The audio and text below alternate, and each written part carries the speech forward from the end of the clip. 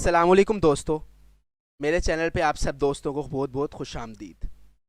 दोस्तों, आज हम सीखेंगे कि किसी भी यूएसबी को या यूएसबी को बूटेबल कैसे बनाया जाता है। बहुत सारे लोगों को बूटेबल करना नहीं आती या मुश्किल होती है यूएसबी को बूटेबल करने में। तो आज हम ये सीखेंगे। सबसे पहले आपने गूगल क्रोम पे जाना है या किसी भी ब्राउज़र इंटरनेट ब्राउज़र पे जाना है। यहाँ पे हमने लिखा, मैं अपने लैपटॉप में करने लगा हूँ विंडो 10। लैपटॉप में विंडो 10, अगर आपके पास किसी के पास भी कोई भी सेटअप पड़ा हो विंडो का, विंडो 7 करना चाहे, विंडो 8.1 या विंडो 10 करना चाहे, वो वाली विंडो भी कर सकता है। तरीका सेम रहेगा। मैं आपको विंडो 10 यूएसबी में बूटेबल करना सिखाऊंगा। सबसे पहले हमने यहाँ पे लिखा विंडो 10।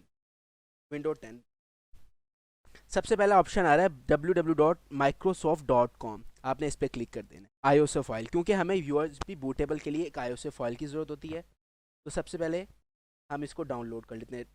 ये ऑप्शन दे रहा है डू डाउनलोड टूल नाउ। इस पर मैंने क्लिक किया और ये 18 MB का है। ये 19 MB लगभग ये आपने डाउनलोड करना है, क्योंकि मेरे पास डाउनलोड है।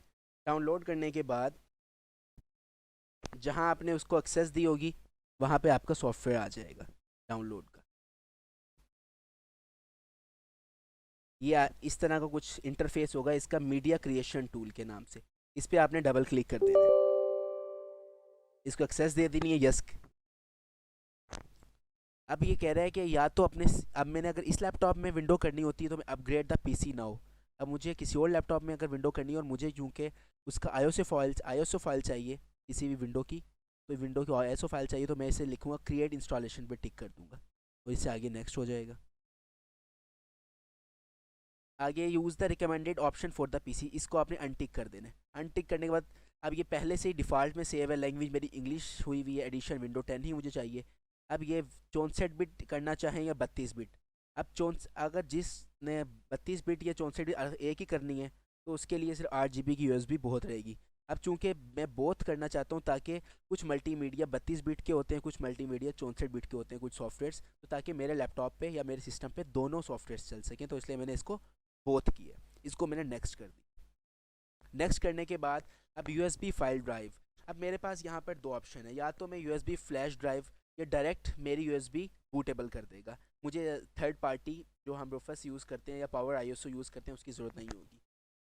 या फिर मैं उसकी आईओएसओ फाइल बनाना चाहता हूँ, तो मैं आईओएसओ फाइल बनाना चाहता हूँ कि मैं उस एज अ थर्ड पार्टी उसे विंडो को बूटेबल करूँ।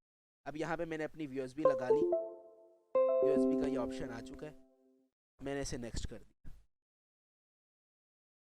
अब वो कह रहा है कि बूटेबल ऑप्शन आपने कहाँ इसका रखना है, जो आपकी बूटेबल बनेगी, तो मैं इसे डाउनलोड में ही रखना चाहता हूँ। तो इसको आपने एक्सेस दे देनी है कि आपकी जो आईएसओ फाइल बने या आईएसओ फाइल तैयार हो वो किस जगह पे होगी। और ये अब यहाँ पे कुछ टाइम लगेगा, तो इसको मैं कुछ फास्ट फॉरवर्ड में लेके जाता हूँ। तो ये डाउनलोड में हमारी आईएसओ फाइल आ चुकी है, जो कि हमने अभी प्रिपेयर किया था। विंडो 10 को प्रिपेयर आईएसओ फाइल में कन्वर्ट किया था। अब हमें थर्ड पार्टी के ज़रिए इसे यूएसबी में बूटेबल करना है, मतलब यूएसबी को बूटेबल बनाना है। अब हमें कोई थर्ड पार्टी सॉफ्टवेयर चाहिए, तो उसके लिए आप गूगल क्रोम पे आए और यहाँ पे लिखा रूफस। पहला पहला ऑप्शन है, इसे ही आपने इसी लिंक को ओके कर लेना है।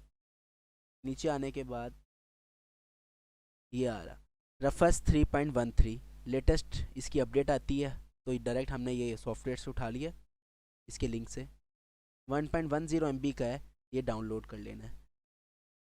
डाउनलोड करने के बाद ये आ गया जहाँ पे आपने इसका लिंक दिया होगा। अब ये रहा, इस पर आपने डबल क्लिक कर लिया। याद रहे कि यूएसबी आपकी लगी होनी चाहिए। सबसे पहले मेरी यूएसबी उसने बाय डिफ़ॉल्ट उसने ओके कर ली कि 32 GB की मेरी यूएसबी लगी हुई है। एक से ज़्यादा यूएसबी लगी हुई है तो आप उसे सिलेक्ट कर सकते हो कि कौन सी यूएसबी चाहिए। आप हमें आईएसओ इमेज ही चाहिए, तो ये इस पर क्लिक हुआ है। ये हमारी आईएसओ इमेज है। यहाँ से हमने विंडो जो हमने बूटेबल अभी जो प्रिपेयर हुई थी उसे उठा ली।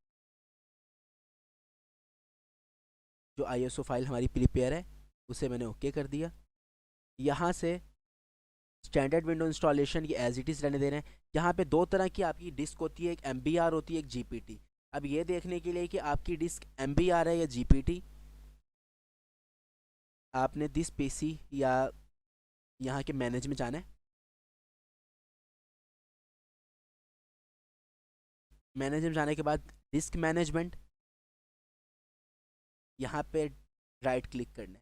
प्रॉपर्टीज़, प्रॉपर्टीज़ से आपने आ जाना है वॉल्यूम में। मेरी डिस्क जीपीटी है तो मैं इसे जीपीटी में ही करूँ। ये जीपीटी ही सिलेक्ट हुआ है। जीपीटी रहने के बाद हमने इसे स्टार्ट कर दिया। अगर आपकी यहाँ पे MBR होती है, इस जगह पे MBR होती तो आप यहाँ पर MBR सेलेक्ट करते कि मेरी डिस्क MBR है। मेरी डिस्क जीपीटी है तो मैं जीपीटी ही रहने दूँ।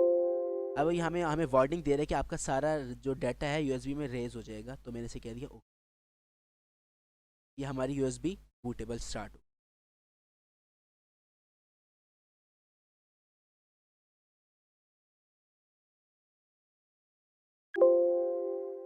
ये विंडो बूटेबल हो चुकी है तो हमने इसे क्लोज कर देना। ये USB हमारी बूटेबल हो चुकी है। अब USB को हम किसी भी सिस्टम में लगाकर हम अपनी विंडो इंस्टॉल उस विंडो सिस्टम में कर सकते हैं। मिलते हैं किसी नई वीडियो में, तब तक के लिए अल्लाह हाफ़िज़।